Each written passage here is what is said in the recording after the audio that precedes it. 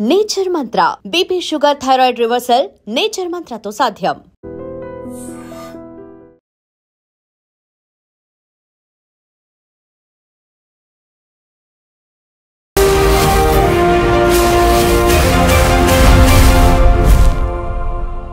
నమస్తే, welcome to I dream social spotlight with కవిత.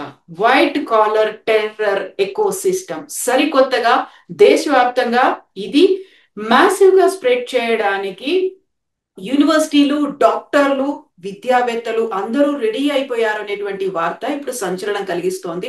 అందులోనూ కేంద్ర ఇంటెలిజెన్స్ విభాగం పట్టుకున్నటువంటి 4 డాక్టర్లు చెప్తోంది ఏంటి, సైంటిఫిక్ గా ఉండాల్సినటువంటి ఒక విషయాన్ని మారణ హోమం సృష్టించడానికని ఎందుకని వాడుకుంటున్నారు, వెనకాల ఎవరున్నారు, ప్రతిదాని వెనకాల జైషే మహమ్మద్ తో పాటుగా పాకిస్తాన్ కూడా ఉందా? మనతో పాటుగా ఉన్నారు సిబిఐ మాజీ జేడీ లక్ష్మీనారాయణ గారు. సార్ నమస్తే. నమస్తే కవిత. సార్, 4 డాక్టర్లని పట్టుకున్నారు. దాంతో పాటుగా వాళ్ళు వెలుగులోకి తీసుకొచ్చినటువంటి ఒక సంచలనమైనటువంటి విషయాలు, మాస్క్ చంపేయడానికి చూస్తున్నారు, ఆ టెక్నాలజీని ఉపయోగించుకుంటున్నారు, డాక్టర్లు టెర్రరిస్టులుగా మారుతున్నారు. వీటన్నిటిని చూస్తుంటే మనం ఎక్కడున్నాం సార్ అసలు? అంటే మీరు చూస్తే టెక్నాలజీ అన్నది మానవాళి యొక్క అభివృద్ధికి ఉపయోగించవచ్చు, మానవాళి యొక్క వినాశనానికి కూడా ఉపయోగించవచ్చు ఎక్కడ చూసినా కూడా. అదే మీరు ఆల్బర్ట్ ఐన్స్టీన్ గారు చేసిన థియరీ ఆఫ్ రిలేటివిటీని మనము శాంతియుత ప్రయోజనాలకి ఉపయోగించుకోవచ్చు. అదే న్యూక్లియర్ బాంబుని జపాన్ మీద వేసినట్టు విఘాతానికి కూడా మనం ఉపయోగించుకోవచ్చు. అంటే ఈ టెక్నాలజీ వెనకాల మనుషులు ఎవరున్నారన్నది దాని మీద ఆధారపడి ఉంటుంది. టెక్నాలజీని మంచి మనుషులు ఉపయోగిస్తే అది మానవాళి యొక్క ప్రోగ్రెస్ కి, వాళ్ళ యొక్క అభివృద్ధికి ఉపయోగం అవుతుంది. అదే టెక్నాలజీని దుర్మార్గులు, విపరీతమైన ఆలోచనలు ఉన్నవారు వాడితే అది మానవాళి వినాశనానికి ఉపయోగపడుతుందని మనం చూసాం. పురాణాల్లో కూడా రాక్షసుల దగ్గర కూడా శక్తులు ఉండేవి, వాళ్ళు సమాజ విఘాతానికి దాన్ని ఉపయోగించేవాళ్ళు. అదే దేవుళ్ళ దగ్గర శక్తులు ఉండేవి, అవి సమాజ అభివృద్ధికి, మానవాళి యొక్క అభివృద్ధికి ఉపయోగించేవాళ్ళు, ఆ రాక్షసుల్ని చంపడానికి ఉపయోగించేవాళ్ళు. సో సేమ్ పొజిషన్ ఇప్పుడు కూడా మనకు చూస్తున్నాం మనం. ముఖ్యంగా ఢిల్లీలో జరిగిన బ్లాస్ట్ వెనకాల జరిగిన ఇన్వెస్టిగేషన్ లోకి మీరు వెళితే మీరన్నట్టు 4 డాక్టర్లు, అందులో ముఖ్యంగా మనం 4 డాక్టర్లు, ఇంకొక డాక్టర్, ముఖ్యంగా మీరు మాట్లాడుతున్న డాక్టర్ వచ్చేసి గుజరాత్ లో అరెస్ట్ చేయబడ్డాడు. అతను వచ్చేసి బేసిక్ గా చైనాలో ఎంబీబీఎస్ చేసి, అంటే హైదరాబాద్ కు చెందిన వ్యక్తి, ఆ తర్వాత గుజరాత్ లో ప్రస్తుతం ఉంటూ అతను ఆముదపు గింజల నుంచి రెసిన్ అనే ఒక అత్యంత విషపూరితమైన ఒక పదార్థాన్ని తయారు చేసి దాన్ని పెద్ద పెద్ద చెరువుల్లో గాని, నదుల్లో గాని, ట్యాంకుల్లో గాని కలిపి మాస్ కిల్లింగ్స్ అన్నవి ఏదైనా దానికి ప్రయత్నించే ప్రయత్నంలో ఉండగా గుజరాత్ యాంటీ టెర్రరిజం స్క్వాడ్ వాళ్ళు అతన్ని ఒక టోల్ గేట్ దగ్గర పట్టుకోవడం జరిగింది. అతని దగ్గర నుంచి 2 పిస్టల్స్, తర్వాత ఒక 10 కేజీల క్యాన్ లో అతను 4 కేజీల ఈ క్యాస్టర్ ఆయిల్, ఆముదపు నూనెను తీసుకువెళ్తూ ఉంటే అతన్ని ఇంట్రాగేట్ చేసినప్పుడు అతని దగ్గర నుంచి జరిగిన విషయాలు ఏంటంటే ఈ విధంగా అతను ప్రయత్నిస్తున్నాడు అన్నది. సో ఇది ఒక డాక్టర్ యొక్క చరిత్ర. ఆ డాక్టర్ని పట్టుకున్న తర్వాత ఇంకొక 2 యూపీకి సంబంధించిన వాళ్ళని కూడా అరెస్ట్ చేయడం జరిగింది వాళ్ళ తర్వాత. సో ముఖ్యంగా అది కాకుండా మనం ఒకసారి వెనక్కి వెళితే కశ్మీర్లో జరిగిన సంఘటనలు ఏవైనా, మీరు యాక్చువల్గా కశ్మీర్లో చూసుకుంటే 19వ తారీఖున శ్రీనగర్ యొక్క అవుట్స్కర్ట్స్ లో పోస్టర్స్ వెలిసాయి. పోస్టర్స్ అంటే మొన్న ఆపరేషన్ సింధూర్లో ఏదైతే జైషే మహమ్మద్ మీద భారతదేశం పెద్ద మొత్తం మీద వారికి విఘాతాన్ని కలిగించిందో, మౌలానా మసూద్ అజర్ యొక్క ఫ్యామిలీని అంతా కూడా అంతమొందించిందో, ఆ జైషే మహమ్మద్కు చెందిన పోస్టర్లు కొన్ని అక్కడ అపియర్ అయ్యాయి. సాధారణంగా ఈ పోస్టర్లు అన్నవి జమ్మూ అండ్ కాశ్మీర్ లో అప్పుడప్పుడు పెడుతుంటారు. కానీ ఈ జైషే మహమ్మద్ను ప్రోత్సహిస్తూ వాళ్లను మెచ్చుకుంటూ తర్వాత జమ్మూ అండ్ కాశ్మీర్ లో ఉన్న అధికారుల మీద మేము చర్యలు తీసుకుంటున్నామన్న పోస్టర్లు అక్కడ వెలిసాయి. సాధారణంగా ఇది పెద్దగా పట్టించుకోకపోవచ్చు, కానీ ముఖ్యంగా మన కర్నూలుకు ప్రాంతం చెందిన ఒక ఎస్ఎస్పి అక్కడ పోస్టింగ్ లో ఉన్నాడు. అతని పేరు జీవీకే సందీప్ చక్రవర్తి. ఆ అబ్బాయి ఇక్కడ ఎస్ఎస్పిగా పనిచేస్తున్నాడు, J and K cadre police officer, IPS officer. అతనికి ఇప్పుడే 6 సార్లు అతనికి గ్యాలంటరీ మెడల్స్ కూడా వచ్చింది. ఆ వ్యక్తి నా ప్రాంతంలో ఇటువంటి పోస్టర్లు కనిపించడం ఏంటి అన్నది దాని మీద తీవ్రంగా ఇన్వెస్టిగేషన్ చేయడం మొదలుపెట్టారు. అంటే ఎవరు అతికించారు ఈ పోస్టర్లు, దీని వెనకాల భాగోతం ఏంటి, ఆ తర్వాత సీసీటీవీ కెమెరాస్ వీటిలన్నింటినీ చేస్తే ఒక 3 ఓవర్ గ్రౌండ్ వర్కర్స్ ని అరెస్ట్ చేశారు. అంటే ఎవరైతే ఈ పోస్టర్లను అక్కడ పెట్టారో వాళ్ళని అరెస్ట్ చేశారు. వాళ్ళని అరెస్ట్ చేసిన తర్వాత మళ్ళా ఒక 8 రోజుల తర్వాత ఇంకొక 2 అరెస్ట్ చేశారు. వీళ్ళందరూ కూడా OGWs అంటారు వీళ్ళని. అంటే ఓవర్ గ్రౌండ్ వర్కర్స్, అంటే టెర్రరిస్ట్ గా పనిచేసే వాళ్ళు. అంటే మన ఫ్రంట్ ఆర్గనైజేషన్స్ లాగా, నక్సలైట్స్ తీసుకుంటే ఫ్రంట్ ఆర్గనైజేషన్స్ ఉంటాయి, ఆ విధంగా వీళ్ళు ఓవర్ గ్రౌండ్ వర్కర్స్. ఈ 5 ఇంట్రాగేట్ చేసిన తర్వాత ఏం చేశారంటే 6వ తారీఖున యూపీలోని సహరాన్పూర్ అనే ప్రాంతంలో ఒక డాక్టర్ని అరెస్ట్ చేశారు. ఆ డాక్టర్ పేరు ఆదిల్ అహ్మద్ అథర్. అతను యాక్చువల్ గా జమ్మూ అండ్ కాశ్మీర్ శ్రీనగర్ మెడికల్ కాలేజీలో చదువుకున్నాడు. ఆ తర్వాత అనంతనాగ్ లో పనిచేశాడు. ఆ తర్వాత ప్రస్తుతం సహరాన్పూర్ యూపీలో అక్కడ డాక్టర్ గా పనిచేస్తాడు. అతన్ని పట్టుకొని అతన్ని ఇంట్రాగేట్ చేసి, అతని ఇల్లు అనంతనాగ్ లో ఉంది కాశ్మీర్ లో. అతని ఇంటిలోకి వచ్చి అతని అల్మారా అది చెక్ చేస్తే అందులో latest brand new AK-47 rifle దొరికింది. ఆ తర్వాత దానితో పాటు అమ్యునిషన్ దొరికింది. సో అతన్ని ఇంట్రాగేట్ చేసిన తర్వాత ఏమైందంటే జమ్మూ అండ్ కాశ్మీర్ పోలీసు వచ్చి హర్యానా పోలీసులతో కలిసి డాక్టర్ ముజమిల్ షకీల్ అనే డాక్టర్ని అరెస్ట్ చేయడం జరిగింది. ఈ డాక్టర్ ముజమిల్ షకీల్ అనే అతను కూడా కాశ్మీర్కు చెందిన వ్యక్తి. అతను ప్రస్తుతం ఫరీదాబాద్ లో ఉన్న కాలేజ్ అల్ఫలా కాలేజ్ ఏదైతే ఉందో మెడికల్ కాలేజ్, అక్కడ డాక్టర్ గా పనిచేస్తాడు. అతని ఇన్ఫర్మేషన్ తో ధుజ్ అనే ఒక విలేజ్ ఉంది ఫరీదాబాద్ లో, దానిలో రేడ్ చేస్తే అక్కడ సుమారుగా 2900 కిలోల ఎక్స్ప్లోజివ్ మెటీరియల్ దొరికింది. అందులో సుమారుగా 353 కిలోల అమోనియం నైట్రేట్. అమోనియం నైట్రేట్ అంటే అది మామూలుగా మనం ఎరువులుగా ఉపయోగిస్తుంటాం, రైతులు ఉపయోగిస్తుంటారు. యూరియా లాగానే నైట్రోజన్ ఫిక్సేషన్ కి ఈ అమోనియం నైట్రేట్ ఉపయోగిస్తుంటాం. ఆ అమోనియం నైట్రేట్ కూడా ఎక్స్ప్లోజివ్ గా మనం ఉపయోగించవచ్చు. దానిలో ఎక్స్ప్లోజివ్ ఆయిల్ తర్వాత డిటోనేషన్ చేయగలిగితే, సాధారణంగా ఈ అమోనియం నైట్రేట్ మీకు మైనింగ్ లో వాడుతుంటారు. ఆ తర్వాత రోడ్ లేయింగ్ అప్పుడు, మనం రోడ్లు వేస్తున్నప్పుడు వాడతారు. ఆ తర్వాత ఇన్ఫ్రాస్ట్రక్చర్ ప్రాజెక్ట్స్ చేస్తున్నప్పుడు పెద్ద పెద్ద రాళ్లను వాటిలను బ్లాస్ట్ చేయడానికి దీన్ని ఉపయోగిస్తుంటారు. సో ఈ విధమైన అమోనియం నైట్రేట్ ఇంత పెద్ద క్వాంటిటీలో అక్కడ దొరకడం జరిగింది. ఆ తర్వాత ఏమైందంటే మళ్ళా ఇంకొక డాక్టర్ని, ఉమర్ నబీ అన్న డాక్టర్ మీద వీళ్లకు డౌట్ ఉంది. ఆ ఉమర్ నబీ అనే డాక్టర్ ఏదైతే ఈ అల్ఫలా అతను అక్కడే పనిచేస్తాడు సేమ్, కానీ వీళ్లను పట్టుకున్నారని తెలియగానే ఆ 2 డాక్టర్ల అథర్ తర్వాత ముజమ్మిల్ వీళ్ళిద్దరూ అరెస్ట్ అయ్యారు. దాంతో ఇతను ఏం చేశాడంటే ఒక I-20 కారులో కొంత ఎక్స్ప్లోజివ్ తీసుకొని అక్కడి నుంచి తప్పించుకొని అతను 10వ తారీఖు ఉదయం ఢిల్లీ అవుట్స్కట్స్ లో చేరుకున్నాడు. మధ్యాహ్నం 3:30కి రెడ్ ఫోర్ట్ పార్కింగ్ లో వెహికల్ పెట్టాడు. ఆ తర్వాత అక్కడ ఏం చేశాడో ఎగ్జాక్ట్ గా మనకు తెలియదు, కానీ మళ్ళా అరౌండ్ 6:30కి అక్కడ పార్కింగ్ నుంచి బయటకు వచ్చి 6:50కి సాయంత్రం రెడ్ ఫోర్ట్ మెట్రో స్టేషన్ ఎక్కడైతే ఉందో దాని గేట్ నెంబర్ 1 దగ్గరికి రాగానే అక్కడ బ్లాస్టింగ్ అయ్యి ఈ ఉమర్ నబీ అనే వ్యక్తి ఆ బ్లాస్ట్ లో చనిపోయాడు. ఈ బ్లాస్టింగ్ యొక్క ప్రభావం వల్ల ఏమైందంటే ఆ చుట్టుపక్కల ఉన్న వెహికల్స్ కూడా అయ్యి, తర్వాత ఈ మెటీరియల్ ఏదైతే ఉందో అంటే ఈ కార్ యొక్క గ్లాస్ పీసెస్ కావచ్చు, ఇవన్నీ వీటి వల్ల సుమారుగా అక్కడ ఒక 8 మంది చనిపోవడం జరిగింది. ఇది అక్కడ జరిగిన విషయం. సో ఈ విధంగా 2 డాక్టర్లను అరెస్టు, 3వ డాక్టర్ ఈ విధంగా వెళ్ళిపోవడం జరిగింది. ఆ తర్వాత మీరు చూసుకుంటే లక్నో దగ్గర ఇంకొక డాక్టర్ని అరెస్ట్ చేయడం జరిగింది. ఆవిడ పేరు షమీం షాహిద్.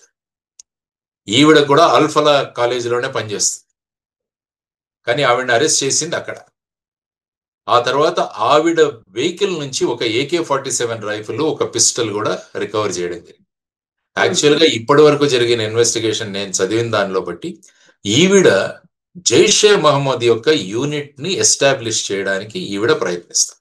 ఈ అందరు డాక్టర్లు తీసుకుంటే ఈవిడే పెద్దది అందరికన్నా. I think she passed out in 2002. Allahabad medical కాలేజీలో ఈ అమ్మాయి చదువుకుంది. తర్వాత అల్ఫలా యూనివర్సిటీలో పనిచేస్తుంది ఈ అమ్మాయి. సో ఈ విధంగా మీరు చూసుకుంటే వైట్ కోట్లు ధరించిన డాక్టర్లు ఎవరైతే ఉన్నారో వీరందరూ కూడా ఈ వైట్ కాలర్ టెర్రరిజం ని ప్రమోట్ చేస్తున్నారన్నది మనం చూడవచ్చు. సో ఇది ఇలా జరుగుతుంటే నా అక్కడ చెప్పినట్టు డాక్టర్ని అక్కడ అరెస్ట్ చేయడం జరిగింది. ఎక్కడ? గుజరాత్. ఈ తీసుకొని వెళుతున్న అతను డాక్టర్ అహ్మద్ మొయినుద్దీన్ సయ్యద్, ఇతన్ని అక్కడ అరెస్ట్ చేయడం జరిగింది. ఇతను చైనాలో ఎంబీబీఎస్ చదువుకున్నాడు. చైనాలో ఎంబీబీఎస్ చదువుకొని అతనికి వచ్చి అతని దగ్గర గ్లాక్ పిస్టల్స్, తర్వాత వచ్చేసి ఒక బరెట్టా, ఆ తర్వాత వచ్చేసి అమ్యునేషన్, 4 కిలోల క్యాస్టర్ ఆయిల్ తీసుకెళ్తూ అతను దొరికాడు. సో అతన్ని ఇంటరాగేట్ చేస్తున్న తర్వాత ఇంకొక 2 యూపీ నుంచి కూడా వెతికారు. సో ఇప్పుడు ప్రస్తుతానికి ఈ విధమైన ఇన్వెస్టిగేషన్ ఈ స్టేజ్ లో ఉంది. ఇంకా ఫర్దర్ ప్రోగ్రెస్ అవుతుంది.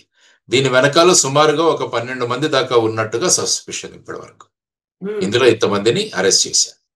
ముఖ్యంగా మనం చూడాల్సిన ప్రధానమైన అంశం ఏంటంటే, ఇందులో మీరు ఒక్కసారి భారతదేశంలో జరిగిన బ్లాస్ట్స్ గురించి చూస్తే 2005 నుంచి 2013 వరకు చూస్తే మోస్ట్లీ జమ్మూ అండ్ కాశ్మీర్ బయట జరిగిన బ్లాస్ట్లు ఉన్నాయి. ఇవన్నీ కూడా మీరు ఫర్ ఎగ్జాంపుల్ ఢిల్లీ కావచ్చు, వారణాసి కావచ్చు, ముంబై కావచ్చు, అహ్మదాబాద్ కావచ్చు, హైదరాబాద్ కావచ్చు, పూణే కావచ్చు, వీటన్నిటిలో కూడా బ్లాస్ట్లు జరిగాయి. మన దగ్గర కూడా జరిగాయి. మీకు జామా మస్జిద్ కావచ్చు, లేకుంటే గోకుల్ చాట్ కావచ్చు, లేకుంటే లుంబిని పార్క్ కావచ్చు, ఇలాంటి దిల్సుఖ్ నగర్ కావచ్చు, ఇవన్నీ జరిగాయి.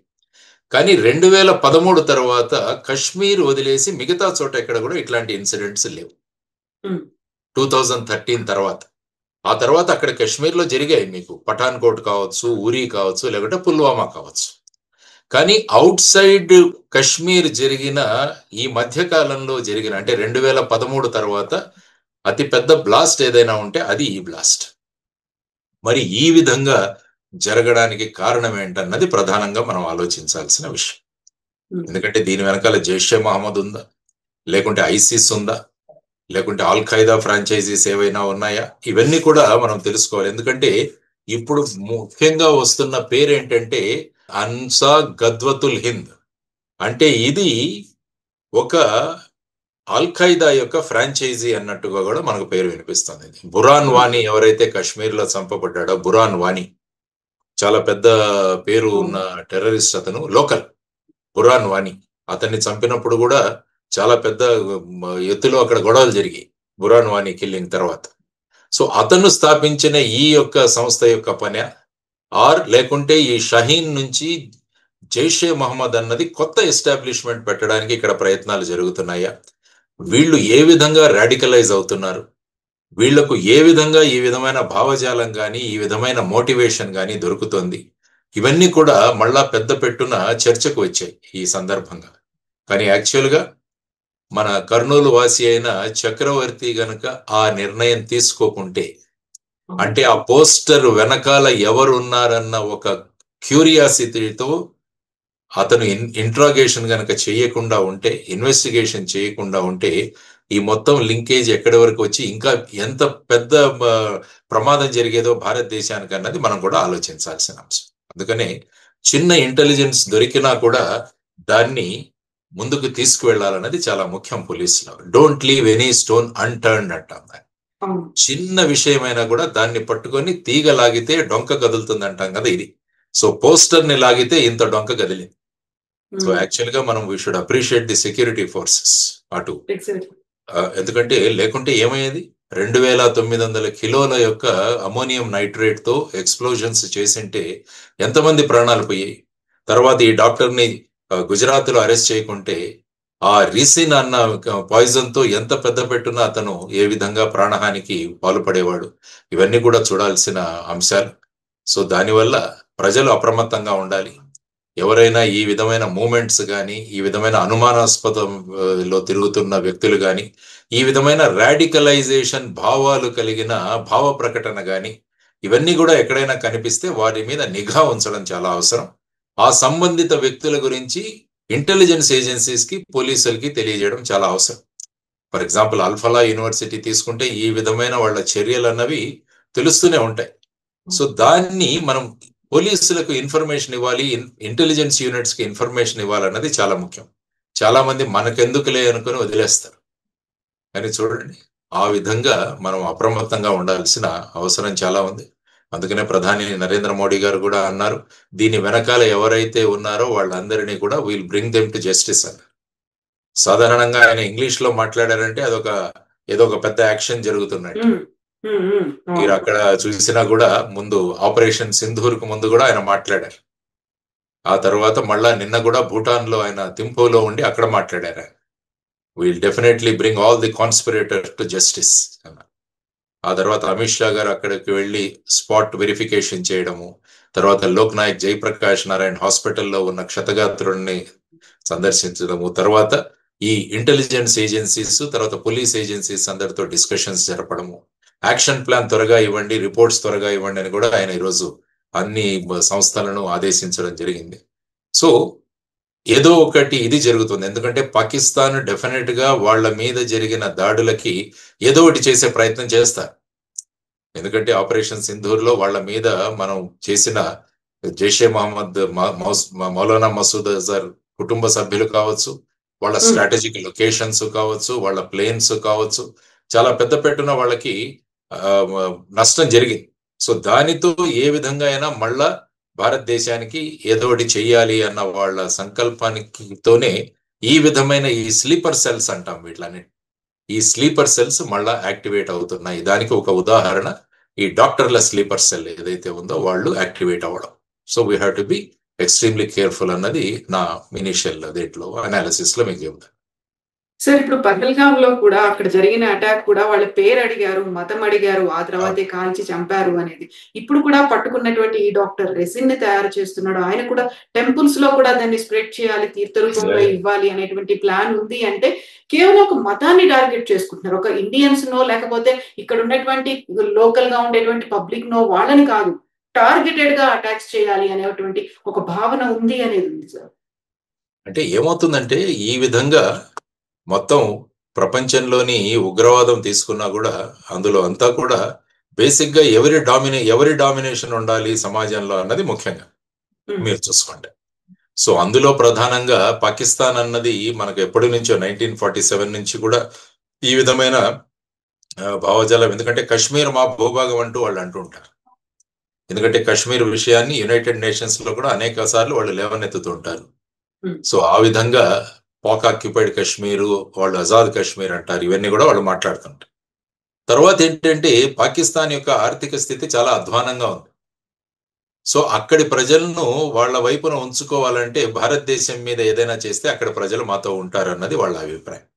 అందువల్ల వాళ్ళు గవర్నెన్స్ లోను అడ్మినిస్ట్రేషన్ లోను ఫెయిల్ అవుతున్నప్పుడు ఎప్పుడు కూడా భారతదేశం మీద ఈ విధమైన అటాక్స్ చేసి అక్కడ ప్రజల యొక్క సపోర్ట్ ను తీసుకోవడానికి వాళ్ళు ప్రయత్నిస్తుంటారు. కానీ మనం చూసాం పాక్ ఆక్యుపైడ్ కాశ్మీర్లో కూడా విపరీతంగా ప్రజలు గవర్నమెంట్ కి అగేన్స్ట్ గా ఉన్నారు.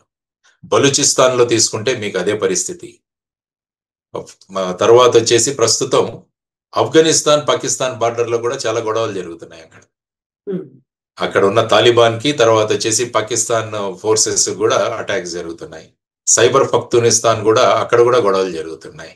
సో ఖైబర్ పఖ్తూనిస్తాన్ ఇక్కడ కూడా ఈ విధంగా జరుగుతుంది. కాబట్టి పాకిస్తాన్ ఏంటంటే నలుదిక్కుల వాళ్ళ వ్యతిరేకతను వాళ్ళు చూస్తున్నారు. సో ఇటువంటి సమయంలో భారతదేశానికి ఏదైనా చేయాలి అన్నది ఒకటైతే, కొంతమంది అంటే అందరినీ మనం ఎప్పుడు కూడా మనం దోషం చేయకూడదు. కొంతమంది ఈ విధంగా అంతకుముందు చూస్తే మీకు ఐసిస్ లో జాయిన్ అవ్వాలని చెప్పి చాలా మంది సిరియాకు వెళ్ళిపోయారు. అప్పుడు మీరు చూశారు, మహారాష్ట్రలో కళ్యాణ్ నుంచి 3 ఇంజనీర్లు వెళ్ళిపోయారు. అక్కడి నుంచి చాలా మంది వెళ్ళి ఐసిస్ లో వెళ్ళి జాయిన్ అయ్యారు. అప్పుడు కూడా మనం చూసాం. సో ఆ విధంగా ఒక రకమైన బ్రెయిన్ వాషింగ్ అంటాం దీన్నే భాషలో రాడికలైజేషన్ అంట. రాడికలైజేషన్ అన్నది చాలా ప్రాంతాల్లో జరుగుతుంటుంది. సో ఈ రాడికలైజేషన్ ని మనం ఆపగలగాలి. ఎందుకంటే ఈ విధంగా హైలీ సోఫిస్టికేటెడ్ పీపుల్, అంటే ఇప్పుడు ముఖ్యంగా దీని గురించి మాట్లాడాలంటే ఇంతవరకు చాలా మంది టెర్రరిస్ట్ కి వెళ్ళిన వాళ్ళు ఇంజనీరింగ్ బ్యాక్గ్రౌండ్ ఉన్న వాళ్ళు వెళ్ళారు చాలా మంది. ఫస్ట్ టైం డాక్టర్స్ ఇంతమంది కలిసి ఈ విధంగా చేయడం అన్నది నిజంగా అందరినీ ఆశ్చర్యచకితులను చేసింది. అంటే వైట్ కోట్లు వేసుకోవాల్సిన వాళ్ళు ఈ విధంగా వైట్ కోట్ టెర్రరిజాన్ని ఈ విధంగా ప్రమోట్ చేయడం, వైట్ కాలర్ టెర్రరిజాన్ని ప్రమోట్ చేయడం అన్నది చాలా దురదృష్టకరం, చాలా ప్రమాదకరం కూడా. ఎందుకంటే వీళ్ళంతా కూడా హైలీ ఇంటలెక్చువల్ పీపుల్ అనుకుంటుంటాం. కానీ ఇంటలెక్చువల్ పీపుల్ ని ఎప్పుడైతే రాడికలైజ్ చేశామో దాని ప్రభావం ఇంకా ఎక్కువ ఉంటుంది. ఎందుకంటే వీళ్ళు టెక్నాలజీ ఎక్కువ ఉంటుంది వీళ్ళ దగ్గర, వీళ్ళకి తెలిసిన విషయాలను, ఫర్ ఎగ్జాంపుల్ ఆముదాన్ నుంచి ఈ విధంగా రెసిన్ తయారు చేసి దాన్ని చేయాలన్న ఒక దుష్ట సంకల్పన ఏ విధంగా డాక్టర్కి వచ్చిందో ఒకసారి ఆలోచించండి. సో ఇది ప్రమాదకరం. లేకుంటే ఏంటంటే టెక్నాలజీకి సంబంధం లేని వ్యక్తులు ఏంటంటే వాళ్ళకి ఇచ్చిన ట్రైనింగ్తో ఏదో ఒకటి చిన్నపాటి డ్యామేజ్ చేయాలని చూస్తారు. కానీ ఈ టెక్నాలజీలో ఉన్నవాళ్ళు హైలీ సాఫిస్టికేటెడ్ పీపుల్, వీళ్ళంతా కూడా మనం చూస్తే Osama bin Laden was an engineer. Osama bin Laden was an engineer. So అందువల్ల ఆ టెక్నాలజీని ఉపయోగించి ప్లేన్లను హైజాక్ చేసి వెళ్ళి ట్విన్ టవర్స్ ను కొట్టాలన్న ఐడియా ఎలా వచ్చింది చూడండి, because of his technical knowledge. So ఆ విధంగా అల్ఖైదా సెకండ్ జర్వార్ అని ఉండేవాడు, ఆయన డాక్టర్. సో ఈ విధంగా highly technical people, highly intellectual people ఈ విధంగా చేయడం అన్నది చాలా ప్రమాదకరం. సో దాన్ని మనం కనిపెట్టాలి. అందరూ కూడా దీన్ని ఎక్కడో చోట ఆపగలగాలి అన్నది మనం ఆలోచించాలి. స్లీపర్ సెల్స్ అంటే ఇప్పటిదాకా చూసుకున్నది ఒక పూర్ బ్యాక్గ్రౌండ్ ఉంటుంది, లేకపోతే చదువుకున్న వాళ్ళు కాదు అనేది, ఎక్కడో విలేజ్ నుంచి వస్తారు అనుకుంటే వెల్ ఎడ్యుకేటెడ్ మన పక్కనే ఉన్నారు, అది కూడా యూనివర్సిటీ వేదికగా ఉన్నారు. ఆ యూనివర్సిటీకి చెందినటువంటి 5 డాక్టర్లు ఉన్నారు అంటే ప్రతి ఒక్కరిని ఇప్పుడు అనుమానించాల్సినటువంటి పరిస్థితి వచ్చింది. మనం సేఫ్ గా ఉన్నామా అంటే మన చుట్టుపక్కల ఎవరున్నారు కూడా అర్థం కాని పరిస్థితిలో ఉన్నాం. ఎంత అలర్ట్ గా ఉన్నప్పటికీ, క్లూస్ టీమ్ కావచ్చు, లేకుంటే ఇంటెలిజెన్స్ ఎంత ఉన్నప్పటికీ మనంతటా మనం ఎలా అవేర్నెస్ తో ఉండాలంటారు సార్? అదే నేను చెప్పాను కదా, బేసిక్గా ఏంటంటే ఫస్ట్ వన్ ఈజ్ రాడికలైజేషన్ నుంచి ఆఫ్ చేయడం. ఎక్కడైతే ఈ రాడికలైజేషన్ జరుగుతుందో దాన్ని మనం నిఘా పెట్టి వాటిని ఆపడం చాలా అవసరం. ఫర్ ఎగ్జాంపుల్ మీరు చూస్తే 2006వ సంవత్సరంలో యాంటీ టెర్రరిజం స్క్వాడ్లో పనిచేస్తున్నప్పుడు ఎల్లోరా దగ్గర ఇలాగే చాలా మందిని పట్టుకోవడం జరిగింది. అందులో సుమారుగా 16 AK-47లు, RDX ఇవన్నీ కూడా సీజ్ చేశాం. అక్కడ చూస్తే అక్కడ పనిచేస్తున్న వాళ్ళందరూ కూడా చిన్న చిన్న ఎలక్ట్రీషియన్స్, లేకుంటే చిన్న మేస్త్రి పని చేసేవాళ్ళు, తాపీ పని చేసేవాళ్ళు, చిన్న చిన్న పళ్ళ దుకాణంలో పనిచేసేవాళ్ళు, ఫ్రూట్ వెండర్స్, వీరుండేవాళ్ళు బేసిక్. కానీ ప్రస్తుతం మీరు అన్నట్టు ఇప్పుడు చూస్తే వీళ్ళు హైలీ సాఫిస్టికేటెడ్ పీపుల్. అంటే మంచి మంచి మెరిట్ లో వచ్చి గవర్నమెంట్ మెడికల్ కాలేజీలో చదువుకుంటున్న డాక్టర్స్ వీళ్ళు. అలహాబాద్ మెడికల్ కాలేజీలో చదువుకున్నవాడు, ఇంకొక వ్యక్తి చైనాకు వెళ్ళి చదువుకున్నాడు. సో ఈ విధంగా చూస్తే వీరందరూ కూడా ఏ విధంగా ఇటువంటి రాడికలైజేషన్ లేకుంటే బ్రెయిన్ వాషింగ్ కు గురి అవుతున్నారు, వాళ్ళలో ఉన్న ఈ విధమైన మోటివేషన్ ఏంటి, వీళ్ళను ఈ విధంగా ప్రవృత్తం చేయడం ఏంటి. తర్వాత ఏంటంటే ముఖ్యంగా వీళ్ళందరూ యావరేజ్ ఏజ్ చూసుకుంటే 23-24. సో వీళ్ళందరూ కూడా బ్రావడో, ఏదో ఒకటి చెయ్యాలి అన్నది కూడా యూత్ లో ముఖ్యంగా ఉంటది. ఎందుకంటే కన్స్ట్రక్టివ్ కన్నా డిస్ట్రక్టివ్ చేయడం చాలా సులభం. తర్వాత ఏంటంటే ఈ వెబ్సైట్స్ కానీ ఈ ఇంటర్నెట్లో కానీ మీకు ఏం కావాలంటే అది దొరకడం, ఇది కూడా చాలా ప్రమాదకరం. తర్వాత ఇప్పుడు వచ్చేసి ముఖ్యంగా ఆర్టిఫిషియల్ ఇంటెలిజెన్స్, చాట్ జీపీటీ కావచ్చు, జెమినై కావచ్చు, వీటన్నిటిలో కూడా మనం ఏం అడిగితే అది దాన్ని, ఎందుకంటే అది ప్రాణం లేని టెక్నాలజీ. సో మీరు ఏది అడిగితే అది ఇస్తుంది. అది ఎందుకు ఉపయోగపడుతుందని it is none of its concern. So ఈ విధంగా ఈ టెక్నాలజీని ఉపయోగించుకుంటే ఇటువంటి వాళ్ళ వల్ల ఇంకా పెద్ద ప్రమాదం ఉంది. సో మీరు అన్నట్టు అందరినీ అనుమానించాల్సిన అవసరం లేదు. కానీ ఇటువంటి భావజాలం ఉన్నవాళ్ళు, ఇటువంటి ఆలోచన విధానం ఉన్నవాళ్ళు, ఇటువంటి వ్యక్తుల యొక్క సమాజంలో వాళ్ళు మసలుతున్న విధానం, వాళ్ళు మాట్లాడే విధానం, వీటన్నిటి మీద అందరూ కూడా జాగ్రత్తగా గురి పెట్టాల్సిన అవసరం ఉంది. ఇటువంటి ప్రవృత్తి గల వాళ్ళు ఎక్కడైనా కనిపిస్తే నేను ఇంతకుముందు చెప్పినట్టు పోలీసులకు కానీ ఇంటెలిజెన్స్ ఏజెన్సీస్ కానీ వెంటనే ఇన్ఫార్మ్ చేయడం అన్నది చాలా అవసరము. రద్దీగా ఉన్న ప్రదేశాల్లో కూడా చాలా జాగ్రత్తగా ఉండాల్సిన అవసరం ఉంది. అందుకని ఇప్పుడు రైల్వే స్టేషన్లు, ఎయిర్పోర్ట్స్, వీటన్నిటి కూడా చెక్కింగ్స్ అవన్నీ కూడా చాలా ఇదిగా జరుగుతున్నాయి. సాధారణంగా ఏంటంటే ఒక ఇన్సిడెంట్ జరిగిన తర్వాత కొన్ని రోజులు జరుగుతాయి, తర్వాత మళ్ళా మామూలుగా యథాస్థితికి వచ్చేస్తాం మనం. కానీ ఇటువంటి స్లీపర్ సెల్ కి వాళ్లకు స్లీప్ లేకుండా చేయాలంటే మనం అందరూ స్లీప్ లెస్ గా మనం ఉండాలి. సో స్లీపర్ సెల్స్ ని వాళ్ళు పడుకున్న వాళ్ళని మనం పడుకొనిస్తే వాళ్ళు ఎప్పుడో ఒకప్పుడు మేల్కొంటారు. కాబట్టి మనం మెలకువగా ఉండి ఈ స్లీపర్ సెల్స్ ని ఎక్స్పోజ్ చేయాల్సిన అవసరం చాలా ఉంది. ఇది నేను అనుకోవడం. Thank you so much, sir. Thank you, sir. And for more videos, please subscribe to iDream. Please subscribe to iDream. Please subscribe iDream. And please subscribe to iDream. For more videos, subscribe to iDream. please like, share and subscribe to the channel. Congratulations, iDream. Subscribe to iDream. Subscribe to iDream. So subscribe to iDream Media. iDream ki iDream team andarki huge congratulations. Please subscribe iDream Media. Please subscribe to iDream. Subscribe iDream. Please subscribe to iDream. I dream అంటే నా కళల channel subscribe చేసుకున్న నోరు తిరుగుతలేదు మీరైతే గంట గుర్తు కొట్టండి. For more such videos, please subscribe to iDream. Subscribe to iDream. Please subscribe to iDream. Please subscribe iDream Media. Please do subscribe to iDream. Please subscribe to iDream Media. For best entertainment and information, please subscribe iDream. And don't forget to subscribe to iDream.